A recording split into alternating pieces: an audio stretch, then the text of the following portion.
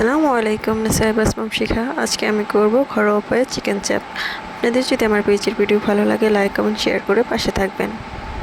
নিয়ে নিচ্ছি মুরগির বুকের অংশ, থেতো করে নিচ্ছি।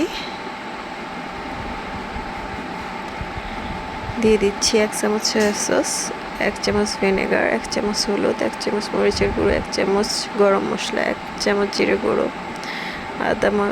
আদা এবং রসুন পেস্ট এবং লবণ এবং টক দই দিয়ে ভালোভাবে মেখে নিয়েছি। মেখে নিয়ে 30 মিনিট ম্যারিনেট করে ভেজে নিয়ে এভাবে পিস পিস করে নেব।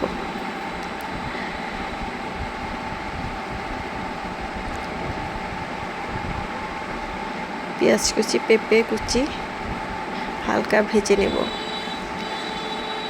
ম্যারিনেট করা যে মশলাটুকু সেখানে আমি টমেটো সস দিয়ে মিশিয়ে পেঁয়াজ এবং পেঁপের সাথে কষিয়ে নেব। কষিয়ে নেওয়ার এক পর্যায়ে দিয়ে দেব মাংসগুলো। সবাই ভালো থাকবেন। আল্লাহ হাফেজ।